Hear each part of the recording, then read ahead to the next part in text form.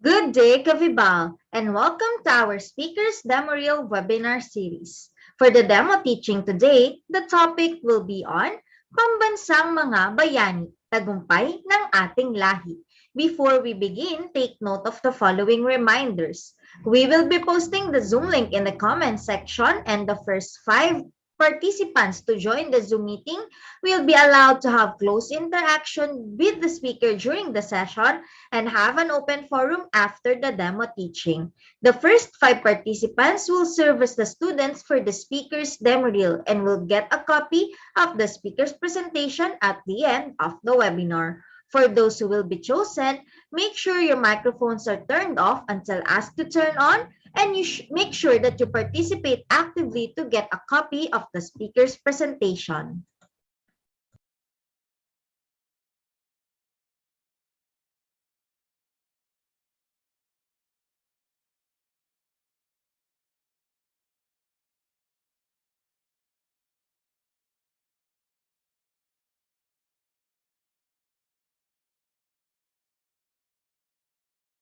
Do you enjoy learning with Vibal?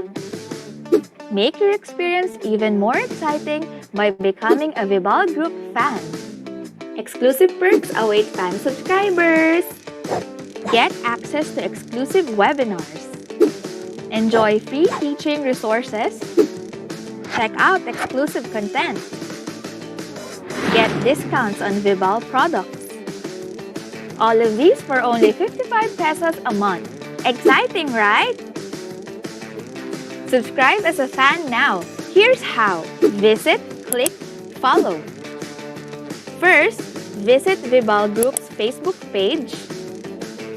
Then click Become a Supporter to purchase a monthly subscription. Lastly, follow the prompts that appear on your screen.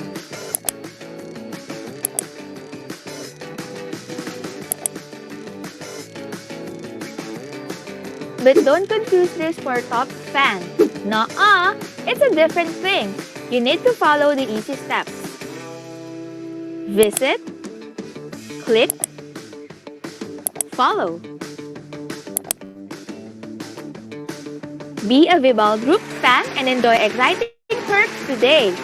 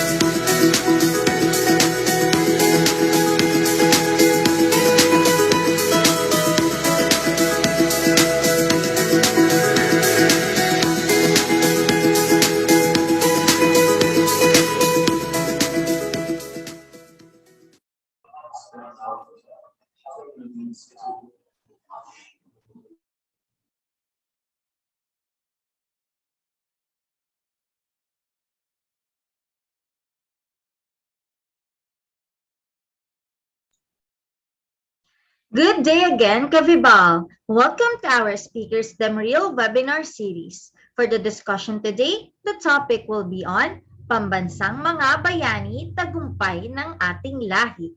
Before we begin, take note of the following reminders. The Zoom link is already posted in our comment section, so if you wish to join our webinar for this afternoon and be a participant and student in the Speakers Demo Reel, just click on the Zoom link. Also, make sure you are registered to the webinar to have your e-certificate of participation. Visit certificate.vibalgroup.com to generate your proof of attendance. Place your questions on the comment box allotted during the session and they will be addressed by our speaker later on. Share the video using hashtag LearnAs1PH as our official hashtag to all our Vibal webinars. Experience learning to Vibal! And now, to proceed with our webinar this afternoon, it is my pleasure to introduce to you our distinguished speaker today. Dr. Marie Margot Ann Palencia is a licensed professional teacher, a SPED teacher and an advocate for 20 years. She finished psychology degree with distinction from the Philippine Normal University. She obtained her postgraduate course in Master in Arts major in Special Education from De La Salle University, Manila. She obtained her second postgraduate course in Masters in Education major in School Administration from RTSI-MI. She completed her doctorate degree in education from the RTSI-MI. She is currently completing her PhD and SPED degree from St. Joseph's College, Quezon City.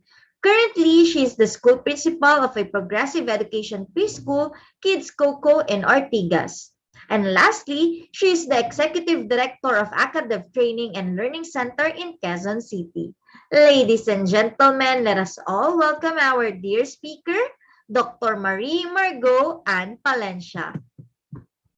Alright, magandang hapon po sa inyong ulit, sa inyong lahat. And thank you again, Ms. G, for that beautiful introduction. And thank you for the students who are participating. Magandang hapon po ulit sa lahat ng nanonood sa atin sa YouTube Live. And welcome again to another learning session brought to us, of course, by the Vibal Group. And for today, I will be discussing something for us that is in observance of the National Heroes Day, which was celebrated every last Monday. So every last Monday of August. So I will be sharing my screen. And for those students na magpo-participate, just hang a bit there. We'll go to that part. I'll be sharing my screen. Okay, so here we go.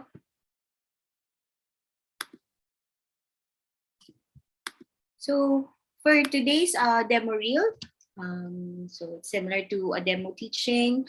Pambansang Bayani, Tagumpay ng ating lahi, again, to observe the National Heroes Day. And once again, I am teacher Margot Palencia. But before I start formally the demo reel and have this like lesson inside the classroom, I know for a fact that we are having all this demo reel and the teachers in YouTube, you are here because you wanted to learn something new, right? You wanted to inject or implement something in your lessons, particularly, for example, in social studies or in Filipino or whatever subject you are teaching. We are doing this professional development. We attend webinars such as this one. We make time because we wanted to learn something. We want to offer something to our students. And for this afternoon, before I formally go to the demo reel, I would like to give you some I would say some something that you can use, or what are the things that we can use for our classes. For example, what kind of approaches we can use. There are a lot. For example, if we are following the traditional curriculum, then we can, inject or embed something to our current lesson plans. So first, my objective for this webinar demo reel aims to present an alternative approach in implementing lessons in social studies using the integrative approaches in teaching. So what we're gonna try to do today, or what am I going to present to you, is give to you the concept. As I've said, I will give you some concepts that we can use or we can consider using in our classes. So that's the first one that I wanted to do for today, aside from, of course, the demo reel.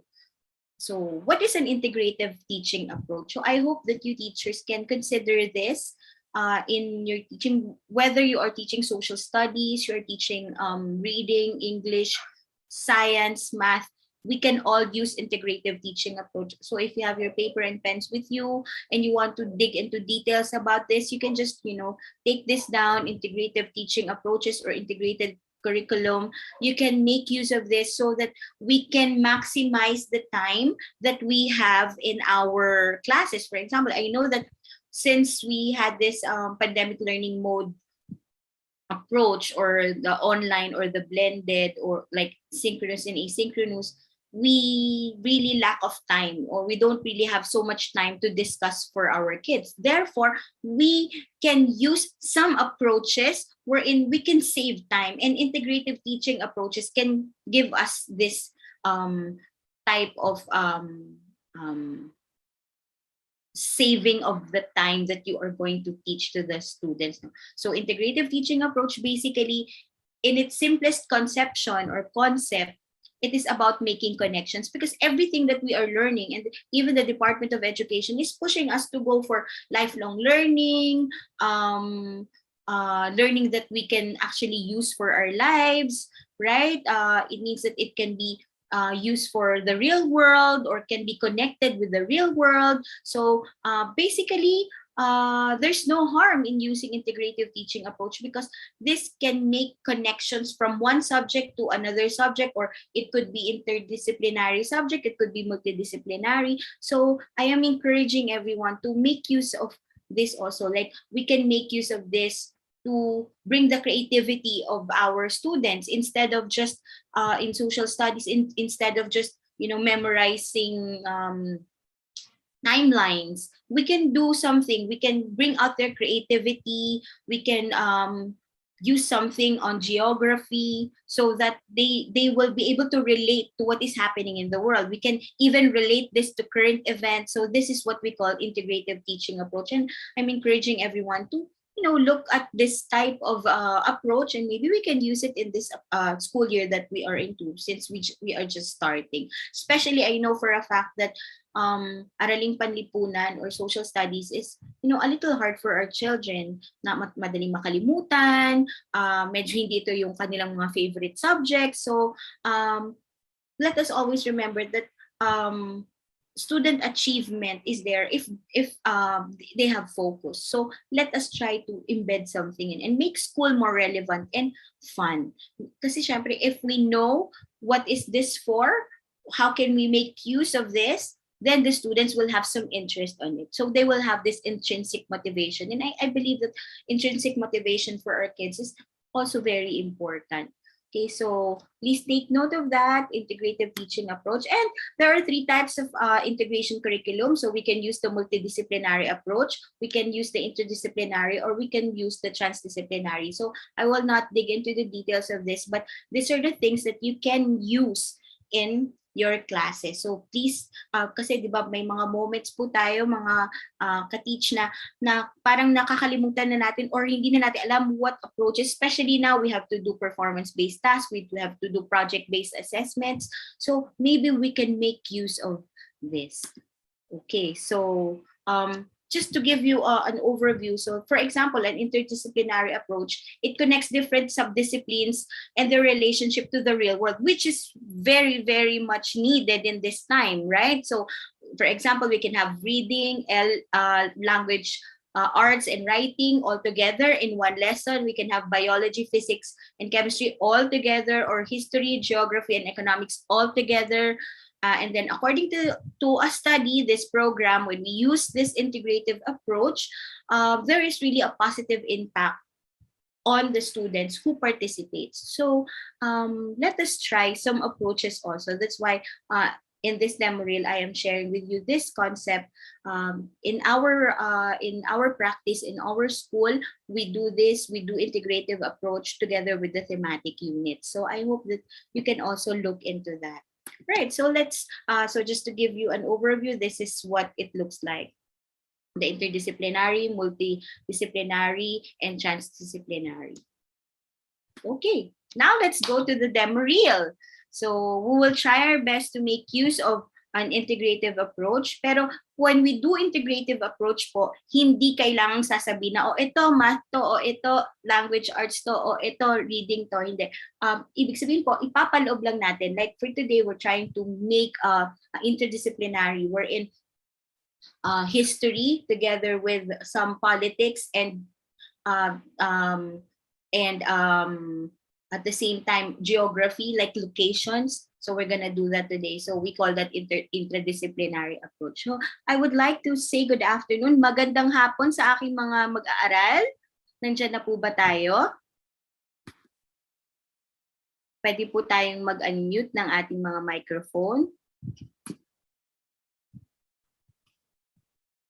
Kailangan ko po kayong makausap.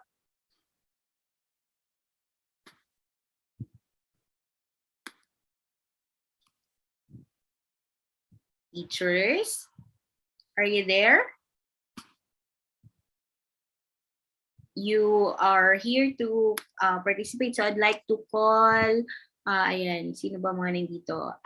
Amibel, Benilda, Rizaldi, Eufronia, Maria Catherine, Rona, Sandra Thea. So pwede po ba kayong sumagot?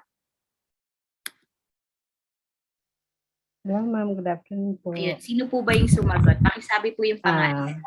Amibel Alegre po. Ay, hello po. Magandang hapon po, Miss Amabel. And sa mga iba po, I need your cooperation po para magawa natin yung ating demo reel. Okay, so let's start. Magandang hapon sa inyo, aking mga mag-aaral. Ang ngayong hapon na to, pag-aaralan natin ang ating mga pambansang bayani at kung paano nila nabigyan ng tagumpay ang ating lahi. So ang layunin ng ating aralin para sa araw na ito ay masuri ang mga ginawa ng mga pambansang bayani para makabit ang ating kalayaan, pagpapahalaga sa bansa, pagmamahal sa kalayaan, pagkakaisa at nasyonalismo, pagmamahal sa ating bansa, at makakinig ng mabuti para malaman ang kahulugan, kabutihan at intensyon ng ating mga pambansang bayani. So ang pag-aaralan natin sa araw na ito ay ang ilan sa ating mga pambansang bayani. Marami tayong pambansang bayani, pero sa hapon na ito, ang ating pag-aaralan ay 6 lamang na pambansang bayani at kung ano ang naitulong nila sa ating bansa para makamit natin ang kalayaan na meron tayo ngayon. Simulan natin ang ating pag-aaral sa paghuhugis na pagtasa o tinatawag po natin ito na formative assessment. Lalong-lalo na po sa social studies o araling panlipunan, tingin ko napakahalaga ng formative assessment dahil ito po ay isang subject na talagang medyo nahihirapan yung ating mga bata. Sige po. Para sa ating paghuhugis, kilalanin ng mga nasa larawan gumamit ng raise hand o pwedeng magsalita ng ako po, teacher, ganyan. Kung sasagot po, no? Sana po sumagot kayo, kailangan ko po yung cooperation ninyo. Ayan. Kilalanin ng mga nasa larawan, sabihin po sa inyong guro ang sagot. Sino po ang nasa larawan na ito? Rizal? Sige po. Kontemporaryo po ni Rizal. Ay, si Mabini. Saka po. Andres Ito, Bonifacio. matapang na tao. Andres Bonifacio. Tama po. Siya po si Andres Bonifacio. Ay, sorry. Ayan. Okay lang po yun. Buti nga po kayo. Nasasagot niya. No? Nag-social experiment tayo niyan sa mga bata. Wala talagang nakakakilala na sa ating mga pambansang bayani. Kaya Pero actually, yung mga mukha nila halos isa kasi pag sa picture. Opo, kasi po Diba? kasi mga drawing po. Drawing na kasi yan. Opo. Okay. Sige po, okay lang po. Kunwari po, bata tayo, hindi talaga natin alam. Okay lang po. Opo. Yan po. Sige po, ang susunod po. Sino po ito? Ito po, alam. Rizal. Sino po? Rizal Yan si po. Rizal. Si Rizal po. Tama. Ayan. Tandaan po natin, ang ginagawa natin ngayon ay paghuhugis lamang. Tingnan natin kung alam natin, kilala natin. Ayan. Susunod na larawan po. Sino po ito? Isa po itong lugar. Melchora Aquino. Galing, Melchora Aquino. Ayan. Ito pong susunod. Sino po yan? Gombursa. Bursa. Magagaling ang aking mga estudyante nag-aral. Ayan. Namiss ko po, ma'am. Hindi Ano po po? kasi ako nagtuturo. Na-miss nyo po. Mabuti Opo. po. Sige po. Ngayon po, estudyante po kayo. Okay po. Apa. Ito po. Kilala nyo po. May Emilio pelikula po. Aguinaldo. General Luna. General Antonio Luna. Tama po. Tama. May pelikula po siya nung nakaraan. Kaya lang hindi natin masyadong mai-recommend na panoorin ng mga bata. Kasi medyo maraming words na maraming dapat i-mute na words. Ayan. Susunod po. Ito po. Apolinario Mabini. Galing naman talaga. Salamat naman at kilala natin ang ating mga bayani. Sana sa totoong buhay, mga ating mga bata ay kilala rin talaga sila. Ayan. Apolinario Mabini. Okay. Sige po, pag sinabi natin mga bata, pag sinabi nating bayani, ano ang pumapasok sa ating isip? Yung mga nagawa nila sa bansa. Tulad po ng Kagaya halimbawa ni Jose Rizal.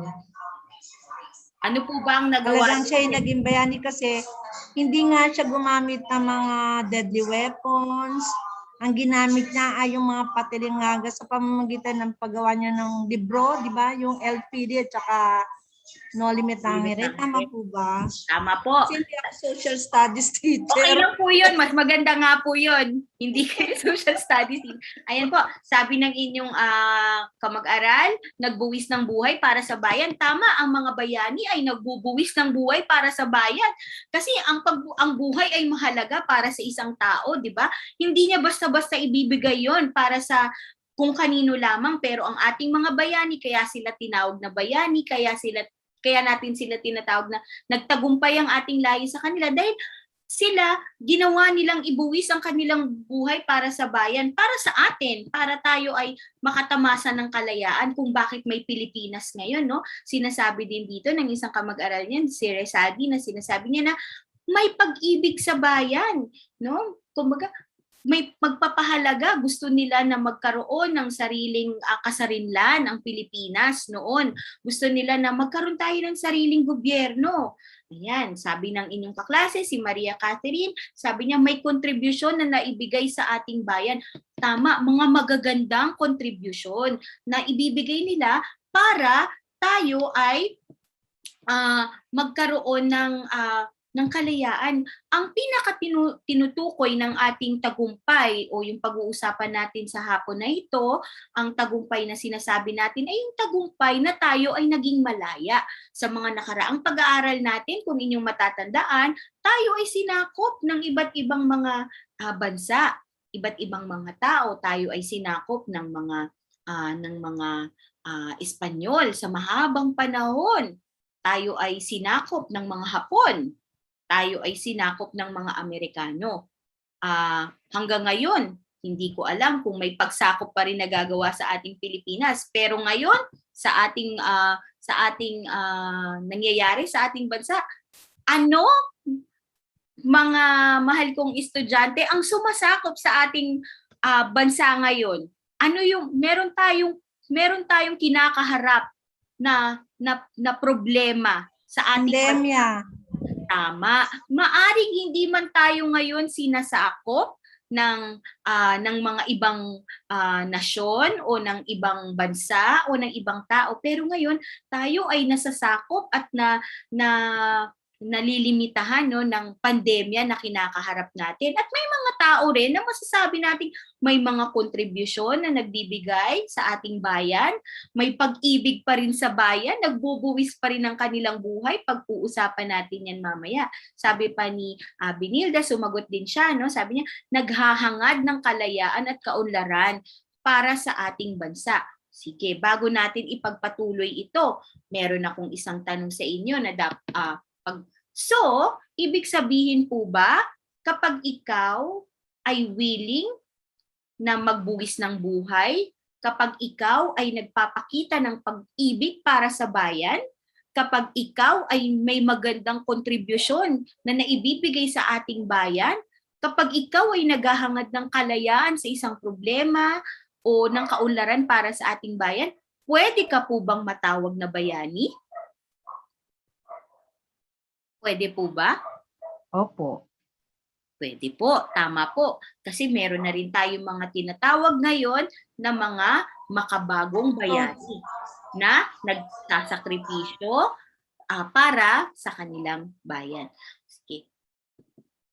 Tama po. Kasabi ng inyong kaklase, katulad po ng mga doktor at ng mga nurse. Tama. Katulad din po ng ating mga overseas Filipino workers o yung mga OFW natin na lumalayo sa kanilang pamilya, nag-aalaga ng hindi nila kapamilya, nagtatrabaho sa ibang bansa, malayo, matagal, para sa ikauunlad ng kanilang pamilya. At habang nandoon sila, tayo naman, ang ating bansa, ay natutulungan din ng ating mga makabagong bayani. Pero bago tayo tuluyang pumunta sa ating mga makabagong bayani, pag-usapan muna natin ang mga nagawa ng ating mga pambansang bayani.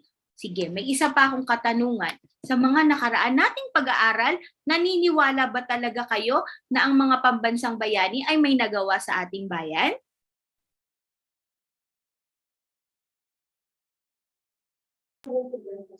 Opo. Opo. Ayan. Siguro mahina yung internet ng iba, no? Opo, meron po silang nagawa. Sige, bago natin pag-usapan ng kanilang mga nagawa at naging contribution sa ating bansa, pag-usapan muna natin ang ating talasalitaan para yung mga bagay na babasahin natin sa mga susunod ay alam natin kung ano ang pakahulugahan. Sige. Ami Bell, pakibasa nga ang unang talasalitaan. Himagsikan. Ito ay tumutukoy sa pag-aalsa o pagre-rebelde ng taong bayan laban sa pamahalaan dahil sa pagtutol sa pamamalakad ng mga nasa katungkulan. Maraming salamat. So ang una nating talasalitaan ngayon ay ang himagsikan. Paulit-ulit natin itong mababasa sa mga susunod nating gagawin. Dahil ito ay tumutukoy sa pagre-rebelde ng taong bayan laban sa pamahalaan sa pagtutol ng pamamalakad. Dahil nasabi ko nga sa inyo nung mga nakaraan na may mga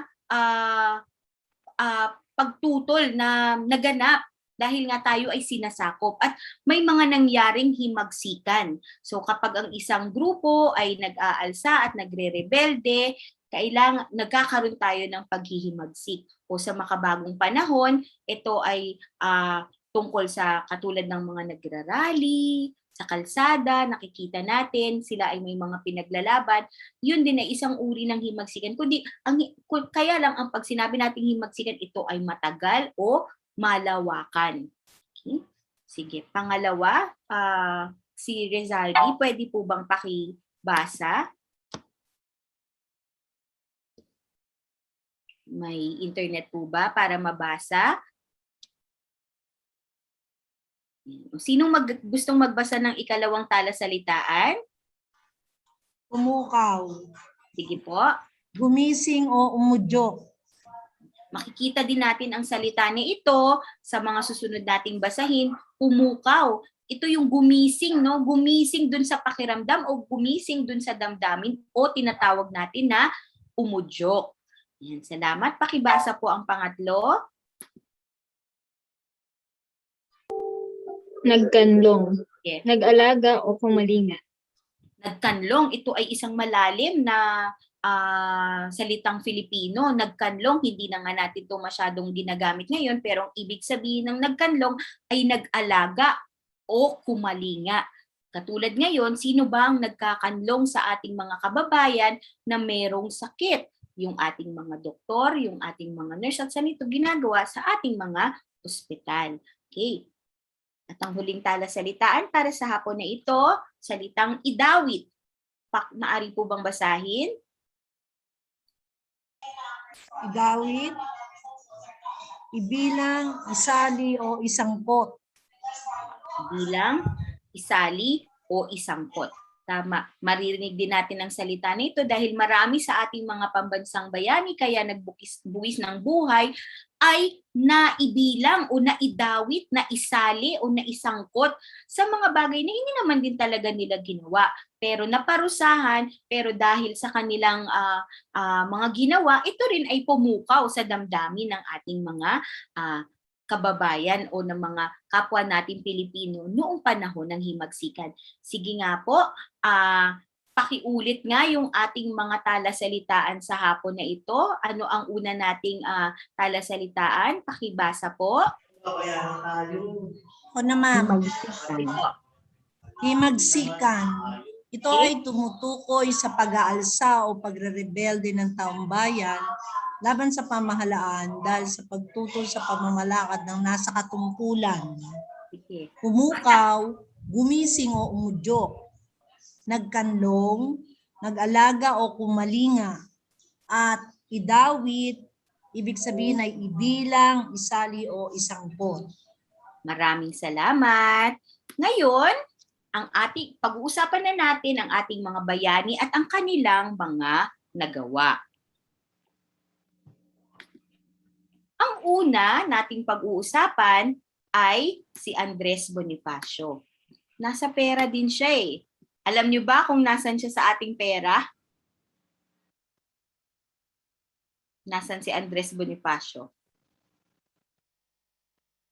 Dati. Sige, takdang aralin niyo yun ha. Nasan siya sa ating pera? Si Andres saan po? 10 ba? 10 pesos dati. Opo. Tapos wala nang 10 pesos ngayon, no? Ayan. So, ama ng himagsikan, Pilipino. Siya rin ang nagtatag ng KKK. Siya rin ang tinatawag na supremo ng katipunan. Haring Tagalog din ang tawag sa kanya dahil siya ay tubong Tagalog at alagad din siya ng sining. Siya rin, kung pag-uusapan naman natin sa mga lokasyon dito sa Maynila, siya ay taga Maynila. Kumbaga kung ngayon saan siya, sino ang mayor niya ngayon kung siya ay nabubuhay pa? Si Andres Bonifacio, sino? Diba si Mayor Yorme? Isko. Yan.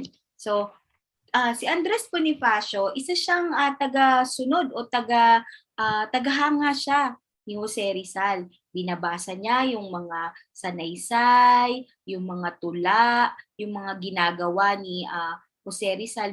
Binabasa niya yon. Kung kaya, tapos ito, dahil nakasulat ito sa wikang Espanyol, isinasalin niya ito sa wikang Tagalog para maintindihan ng iba nating mga kababayan. So, si Andres Bonifacio ay alagad ng sining. Ginamit din niya ang sining para pumukaw ng damdamin ng mga Pilipino. Bukod sa isa siyang napakatapang na tao, no, dahil siya nga ay ama ng himagsikang Pilipino, siya ang supremo ng katipunan, siya ang nagtatag ng katipunan, ginamit din niya ang sining kasi malikhain din siya. Ginamit niya ang pagpipinta, ang eskultura, ginamit din niya ang pagsusulat para maipahayag kung ano yung mga dapat malaman ng mga kapwa nating Pilipino nung panahon ng mga 1800s. No? Yan. So yan, isa sa ating pambansang bayani, si Andres Bonifacio. Saan nakikita ang monumento ni Andres Bonifacio? Meron siyang monumento. Saan? Sa Caloocan po. Tama po. Sa Caloocan, sa rotonda ng Caloocan, sa may monumento. Yan. Kaya para pag dumadaan tayo doon, mga bata, alam natin kung sino yung nandun sa gitna na yun at hindi lang natin siya basta dinadaanan dahil alam natin na siya ay isang pambansang bayani. Sige, dumako tayo sa susunod. Si Jose Rizal na nasabi nyo rin kung sino kanina. Siya ang ating pambansang bayani. Sabi nyo nga kanina, bakit siya naging pambansang bayani? Kasi hindi siya naniniwala sa dahas. Kundi ang ginamit niya ay ang kanyang gumamit siya ng kanyang panulat, papel at panulat para mapukaw ang damdamin o mapaihayag o mabigyan ng kaalaman yung ating mga kababayan. So, itinuturing din siya na dakilang Pilipino dahil napakadami niyang kayang gawin. Isa siyang doktor, magaling siya sa iba't ibang lingwahe. Nung siya ay ipinatapon sa dapitan, nagkaroon na ipamalas niya rin ang kagalingan niya dun sa pagsasaka, sa pag-iimbento. So marami siyang naipamalas na kagalingan sa mga kapwa natin at marami siyang naituro. At dahil nga sa paggamit ng kanyang papel at ng panulat, pinukaw ng kanyang mga pagsusulat ang himagsikang Pilipino. Kasama na doon si Andres Bonifacio. Si Jose Rizal naman, kung pag-aaralan natin ang ating mga lugar sa Pilipinas, siya naman ay ipinanganak o Tubong Laguna. Siya ay pinanganak sa Calamba, Laguna. Kaya meron tayong tinatawag na pag tayo nagkakaroon ng mga field trip, pumupunta tayo, 'di ba, sa shrine niya doon, kung saan nandoon yung kanilang bahay. Sige, ang aking tanong, nasaan ang monumento ni Jose Rizal? Luneta. Nasa Luneta. Tama. At siya ang ating pambansang bayani. At sa buong bansa, tama, marami siyang iba't ibang mga monumento. Pero yung pinaka sikat at kung saan may bantay pa, yun ay sa Luneta Park na nasa Maynila din. Ayan. Sumunod, si Melchora Aquino. Siya ay si Tandang Sora na ngayon ay isang lugar na sa lungsod ng Quezon. Siya ang ina ng Rebolusyong Pilipino. Kung bakit ito nangyari? Kasi sa kabila ng kanyang katandaan, kaya kung makikita natin yung kanyang larawan, ay matanda na. Kasi kahit siya ay nasa matandang gulang na, naglingkod pa din siya at nagkanlong. Di ba yung nagkanlong? Kumupkop, nag-alaga sa mga Pilipino noon ng himagsikan. Ginagamot nila yung may sakit, itinatago yung mga kailangang itago, binibigyan nila ng pagkain, ng mga damit. Yung kanyang bahay ay naging kanlungan ng mga revolusyonaryong Pilipino. Kung kaya siya ay tinawag na ina ng Rebolusyong Filipino. Ina rin siya ng Katipunan at ina rin siya ng Balintawak. Siya naman ay Tubong Balintawak. Siya doon din siya ipinanganak. So, may makikita natin na meron din palang naitulong ang mga kababaihan sa ating himagsikan o sa pagpapalaya ng ating bansa. Maraming kababaihan ang naging bahagi ng ating paglaya o pagkatamo ng ating kasarinlan. Ang susunod, ang Gumburza. Ito ay sina Padre Gomez, Padre Burgos at Padre Zamora. Sila ay tatlong pari at sila ay itinuturing na mga paring martir na namatay para sa ating bayan. Sila ay binitay pagkatapos idawit sa pag-aalsa sa Cavite. Sila naman, ito naman, ang mga pangyayaring ito ay nangyari naman sa Cavite. Kaya kung titingnan ninyo, no, aking mga mahal na estudyante, makikita natin na yung mga lugar na alam natin ngayon, na dinadaanan natin, pinupuntahan natin, doon din nabuhay o doon din nanirahan ang ating mga pambansang bayani. Kung saan, kaya tayo ay pwede rin maging bayani sa ating mga sa ating komunidad, pwede rin nating gawin o tularan, pwede rin tayong maglingkod sa ating kapwa. Sila sa kanilang sila ay nagsusulong din ng reforma. Ang tatlong paring martir nagsusulong ng reforma kung saan gusto nilang magkaroon ng sekularisasyon yung kaparian, at gusto nila ng patas, isinusulong sana nila ang patas na pagtrato sa mga Pilipinong pari at kapantay ng mga Prailing Espanyol. Pero dahil sa ginawa nila, sila ay napag-initan at naidawit nga sa pag-aalsa ng Cavite kung kaya't sila ay hinatulan ng pagkabitay. Pero pagkatapos nun, napag-alab nila o napukaw din nila ang nasyonalismo ng mga Pilipino dahil wala naman nga silang kasalanan. Okay, susunod, si Antonio Luna. Si Antonio Luna ay isang Pilipinong general na namuno sa hukbong sandataan ng himagsikang Pilipino. So, noong mga panahon na yun, isa siyang napakagaling na general. Magaling siya sa mga strategiya, kung saan sinasabi nga sa mga babasahin na sa kanyang pagkamatay, unti-unting humina ang hukbong sandataan ng himagsikang Pilipino. Kung kaya hindi na naipaglaban kung kaya may mga Pilipino na kailangang sumuko nung panahon ng himagsikan. Siya din ang kauna-unahang general na nagtayo ng unang akademya na pangmilitar. Kaya kung meron tayo ngayong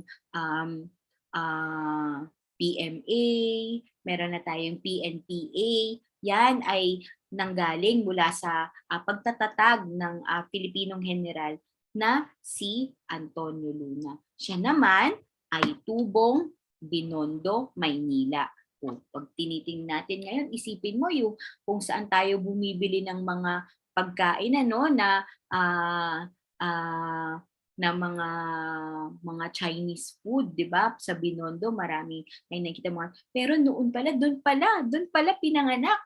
Doon pala nagmula, doon pala nagsimula ang buhay ni Antonio Luna. Okay. At ang panghuli nating bayani para sa araw na ito ay si Apolinario Mabini. Si Apolinario Mabini ay isang lumpo.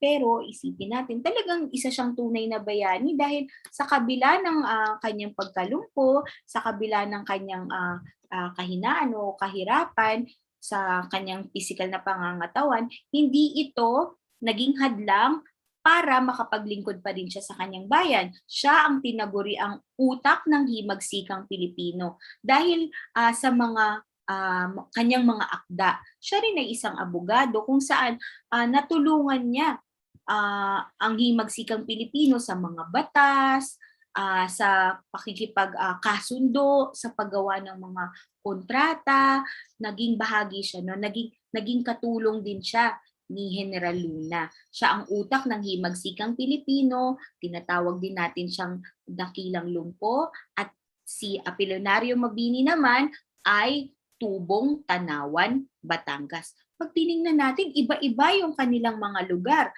Merong taga Binondo, merong taga Balintawak, merong taga Caloocan, merong taga Batangas, pero lahat sila nagsama-sama, iisa ang layunin para makamit natin ang kasarinlan. Marami pa tayong mga bayani. Pero ito lamang yung pag-aaralan natin sa hapon na ito. Sana ang gawin natin, dahil alam natin na may mga tao, katulad ng ating mga bayani na nagbuwis ng kanilang buhay, itinayag, ginamit ang kanilang talento, ginamit ang kanilang talino, para makamit natin kung ano mang merong kalayaan tayo ngayon, kung bakit tayo nagdidiwang ng Araw ng Kalayaan tuwing June 12, ito ay dahil sa ating mga pambansang bayani. Kaya ang ating mga pambansang bayani, sila ang naging susi para magtagumpay ang ating lahi. Okay, sa ating pagbubuod, ang ating mga pambansang bayani ay may kanya-kanyang nagawa para sa ating kalayaan. Kung kaya't, dapat natin itong pasalamatan at pahalagahan. Isipin na lamang natin kung tayo ay hindi nagkaroon ng kalayaan, ano kaya ang kanilang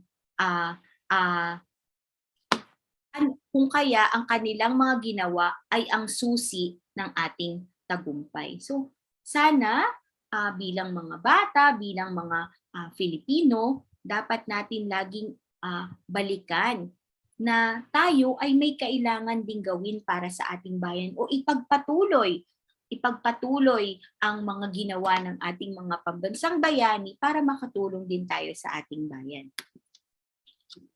Ngayon, may tanong sa inyo si teacher. Sa kasalukuyang panahon, ano ang dapat na pagtagumpayan ng ating bayan? Tapos na tayo sa pakikipagdigmaan, tapos na ang himagsikan. Sa panahon ngayon, ano ang dapat nating pagtagumpayan sa ating bayan? Anybody? Hindi sumagot. Sabi ni... Sa ngayon po, yung kinakaharap nating pandemya at ang mga bagong bayani natin ay ang ating mga frontliners na patuloy na nagsusumikap upang magampanan nila yung kanilang tungkulin na kahit na yung buhay mismo nila ay nasa bingit ng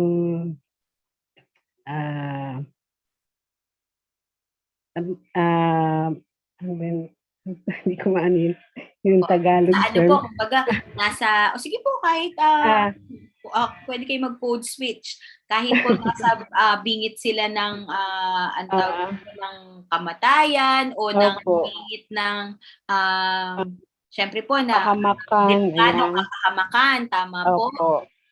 Kaya po sila ang itinuturing natin ngayon na makabagong bayani ng bansa.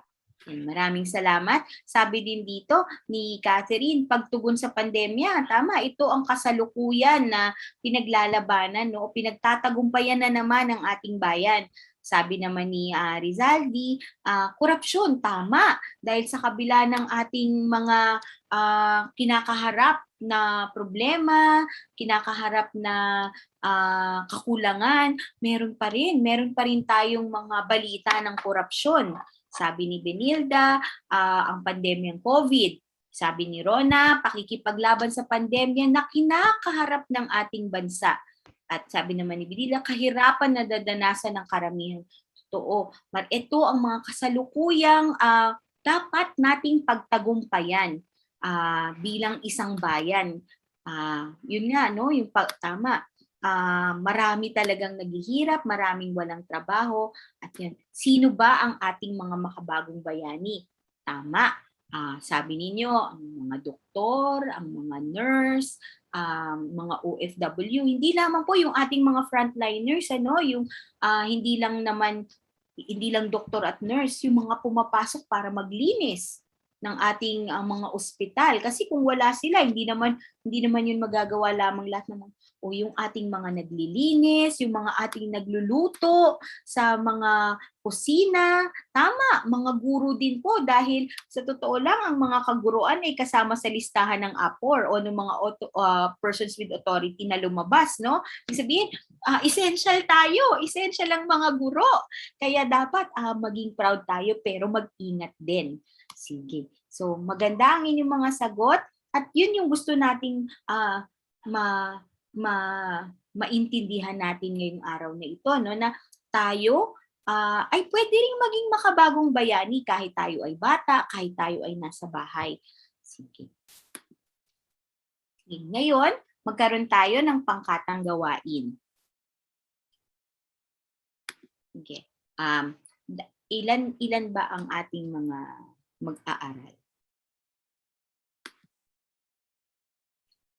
So, ito.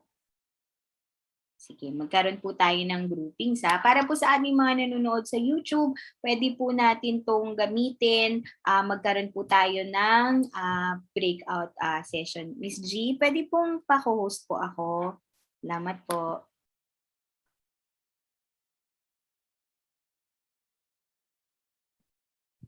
Para po makapag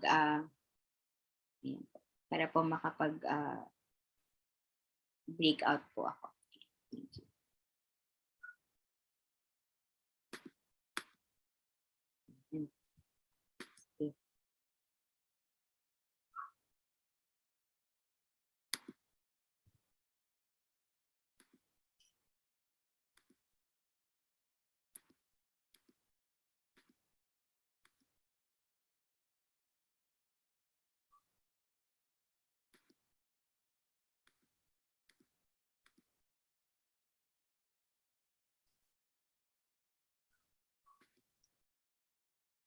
Okay. So, nasa breakout rooms na ang ating mga mag-aaral.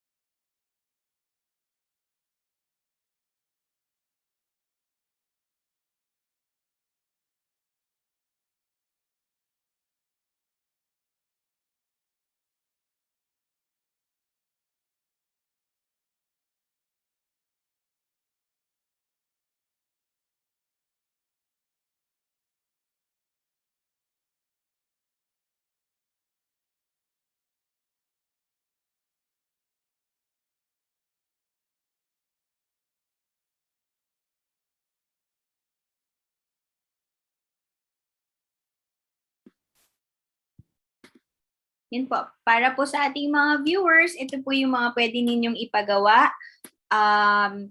para sa kanilang group work o yung pangkatang gawain. Maganda po na we give them open-ended questions para talagang makita natin yung authenticity, reliability, and validity ng kanilang mga pagsasagot. So, bigyan lang po natin sila ng ilang minuto, pero yun po, kung hindi man po kaya ng inyong oras sa time allotted ninyo, pwede nyo rin po itong homework o kaya po pwede pong individual study time po nila. Sinasabi naman po sa classroom management na pwede tayong magbigay ng iba't ibang type of different types of free time o free study time. Pwede pong magkaroon ng mga group works that they can work on, and we can make use of the different applications din po para sa ating mga viewers dyan. We can use the different applications para po maging collaborative or interactive din po yung ating mga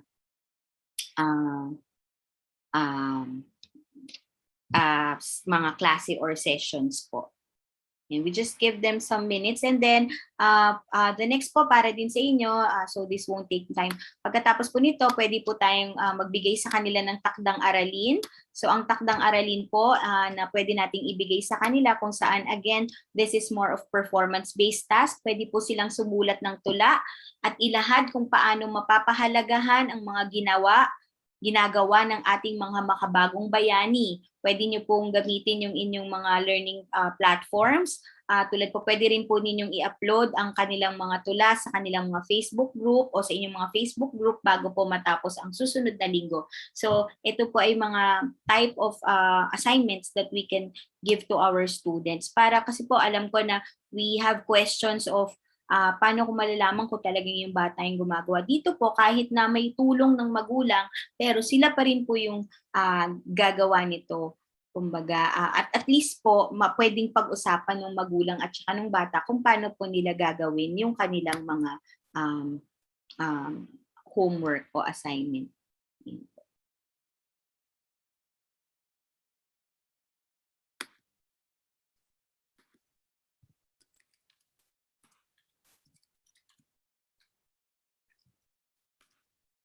Bigyan po natin sila ng 1 minuto bago po natin sila ibalik sa main session.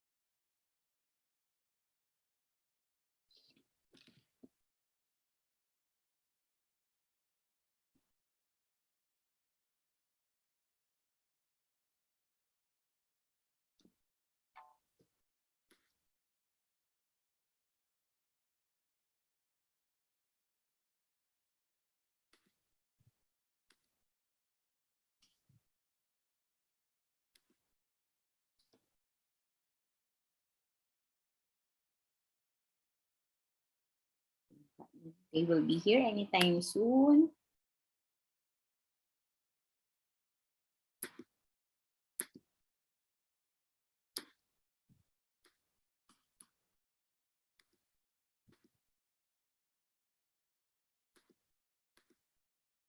Okay.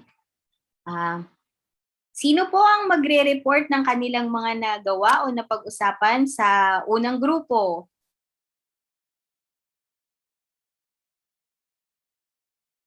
Pwede po bang maglahad kung ano ang naiisip nilang malikhaing paraan para mailahad sa bagong henerasyon ng mga nagawa ng ating mga bayani?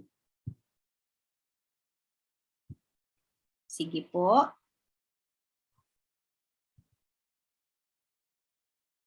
Sa unang grupo po. Magandang hapon po. Ako na lang po. Sige po. Sige po. Ayon po sa kasama po namin na si Rizaldi, para sa kanya po, pwede naman daw pong magpakita ng TikTok. Para naman po using social apps po. Ganun din po doon sa akin po para maipakita ang kanilang mga kabayanihan ngayong panahon to. Yun lang po, ma'am. Okay po. Tama naman, no? Sabi sa malikhaing paraan. Sabi nag-message din po si Rizaldi. Sabi niya, paggawa ng TikTok videos pero larawan ng mga bayani at nagawa nila. Sorry daw po, medyo malakas ang ulan. Okay lang po 'yon. Tama po. So para po sa mga kaguruan natin diyan, pwede pala tayong gumamit ng TikTok, no? Pwede tayong gumamit ng social media. Katulad nga rin po ng sabi ko kanina, pwede rin tayong gumamit ng mga iba't ibang apps para po magamit natin sa pagpaglalahad. Tama po 'yun. Isa yung malikhain, no? At kung ito po ay totoong klase, pwede po nating hilingin sa ating mga estudyante na gumawa talaga ng TikTok video at ipapasa po sa atin o i-upload sa kung saan. Maraming salamat unang grupo.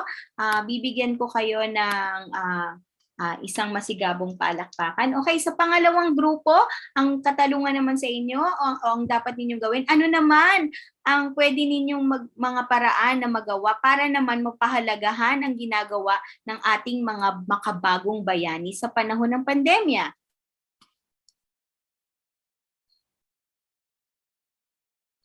Sino po? Catherine? Yes po, ma'am. Okay. Ito po yung mga naisip naming pagpapahalaga po para sa ating mga makabagong bayani. So yung una po, bilang pagpapahalaga sa ating makabagong bayani, yung simpleng pagsunod lamang po dun sa ating health protocols. Pangalawa po, yung pagpo-post po ng mga larawan ng ating mga frontliners bilang pagpupugay at pasasalamat. Sige. Then yung pangatlo po, okay po, sige po. Tuloy. paggawa po ng awitin bilang pagkilala sa ating mga makabagong bayani. Wow, Yun napakamalikhain naman yan. Maganda yan, gumawa ng awitin. Di ba? Yung mga ginagawa ngayon ng ating mga kababayan, yung pag may ipinapadalang pagkain, may tula, may mga messages, malaking bagay po yon para sa ating mga bagong bayani. Ayan. Maraming salamat sa aking mga estudyante at para sa inyong takdang aralin. Pinakita ko na nga yung kanina. Para sa inyong takdang aralin. Kay mag-alala, hindi nyo naman na ito gagawin. Ayan. Ang inyong takdang aralin na ipapasas bago matapos ang susunod na linggo ay sumulat ng tula at ilahad kung paano mapapahalagahan ang mga ginagawa ng ating mga makabagong bayani. I-upload ito sa ating Facebook group bago matapos ang susunod na linggo. Kung wala kayong katanungan para sa araw na ito, dito nagtatapos ang ating aralin at magkita-kita tayo ulit bukas ng hapon. Maraming salamat sa inyo at magandang araw. Maraming salamat po, teachers, sa pag-participate po. Wala pong Facebook group. Joke lang po yung Facebook group po. Pero kung gusto niyo pong gumawa talaga ng tula, ipasa niyo po sa Facebook account ko. Ayan. Para po sa ating mga viewers po, mga teachers, ito po ay isang paraan. Kung makita niyo po, we did an interdisciplinary wherein we include geography, we include history, and at the same time po, we include some current events which are also related to the topic that was discussed. So I hope that you can make use of integrative teaching approach also in the different subjects that you are handling. So that ends my demo reel, Ms. G.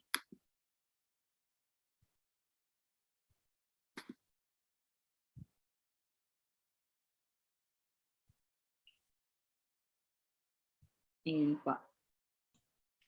There we have it. Thank you very much, ma'am, Dr. Palencia, for that very interactive demo teaching session. We will now proceed to our question and answer portion. So if our teachers are in the Zoom meeting, you can post your questions in our comment section or in our chat box. And for those who are watching in our YouTube channel, you may post your questions in our comment section. And from there, there's a question from Sir Jose L. Cuya. Kung magti-TikTok sila, paano kaya bibigyan ng marka o mamarkahan ang gawain? Okay, magandang tanong po, no? Para po sa akin, kung gagawa po tayo ng mga ganyan, one way of doing it is before giving the activity like TikTok or gawa na po kayo ng inyong rubrics. Dapat po laging may rubrics pa din kung ano ba dapat yung content para alam din po ng mga bata kung ano yung dapat nilang ipakita. Halimbawa po, anong klase ng larawan yung content. Di ba po pag gumawa tayo ng rubrics, may mga criteria tayo na dapat nilang i-meet because this is a form of a project. So therefore, you have your criteria on how are you going to grade it. Pero yun nga po, the best that I could think of is for us to make rubrics po. Content, yung content ng video, tapos uri, haba, ganyan. Pwede po nating gamitin yun as Basta po mag-set tayo ng form of criteria, how are we going to grade it. Pero normally po, with projects like this, we can make use of analytical rubrics po. Yun po. Thank you very much, Teacher Margo. For our participants in the Zoom meeting, you may post your questions or you may unmute your microphones if you have any questions. For our YouTube viewers, that's all the questions we have here. All right. So for our participants in the Zoom meeting, do you have any questions for our speaker? Meron po. All right, I think we don't have any questions for our speaker this afternoon. Do you have any last reminders na lang po for our viewers today, Ma'am Valencia? Okay. First, I have uploaded already, Miss G, like what we promised. I have uploaded in the chat box our PowerPoint presentation, including the activities po. And thank you po, Miss Benilda. All clear naman daw po lahat, Miss G. Ayun. So, for my last reminders, what we have talked about this afternoon is really to give you an alternative way of approaching things, in the class. Kasi, syempre, as we approach another school year, we have tried something last year, but maybe we can still add more tulad nga po ng iba't ibang approaches. So, siguro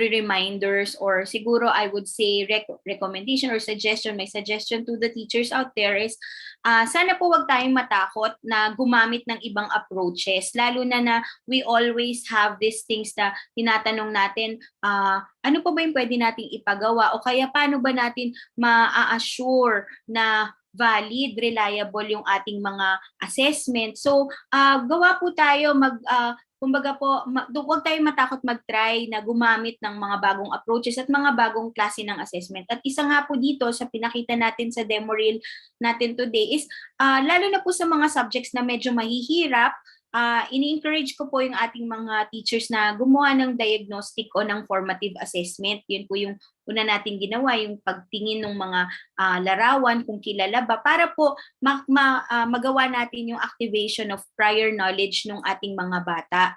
At malaman natin gaano kalalim o paano yung magiging approach natin sa kanila kapag tayo ay magtuturo na ng isang topic. So, I'm encouraging everybody to look into these different kinds of approaches and of course, at the same time, using also different kinds of multimedia or applications po para po mas maging lively at maging po yung inyong mga classes. So, wag po tayong matakot na mag-explore. At marami po tayong klase ng mga mga klase ng approaches na very applicable ngayon. Basta isipin lang po natin, it should be performance-based para po din talagang ma-assure natin na may participation yung ating mga mag-aaral. Yun po, Miss G. Thank you po.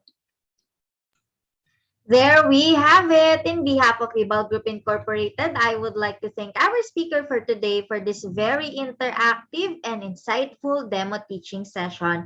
It is an honor to have you with us today, ma'am. And to all our participants here in the Zoom meeting, special thanks to you, Ma'am Amibel Alegre, Ma'am Benilda Magpale, Rizaldi DC, Ma'am Eufronia T. Francisco, Ma'am Judith Kiling, Ma'am Maria Catherine Lomotan, Ma'am Rona Santillan. Thank you very much for your very active participation po. The PowerPoint presentation used by our speaker is already in our chat box and you may download it for your future use. Also, we would like to thank everyone who watched our demo reel for this afternoon. Don't forget to register to get your e-certificate of participation. We also encourage you to subscribe and watch on our official Viva Facebook and YouTube channel. Our speakers demo reel is every Thursday and Friday, 3 to 4 p.m. here in our YouTube channel. And for the Facebook Live Learning session, you may watch that in our Facebook page every Monday to Wednesday, 3 to 4 p.m. as well. And our Learn at Home session every Friday later, 7 to 7:30 p.m. So thank you very much again mga kabibal. Maraming salamat. Magandang araw sa ating lahat at happy weekend po. Ingat po sa lahat. And thank you. Stay safe, everyone.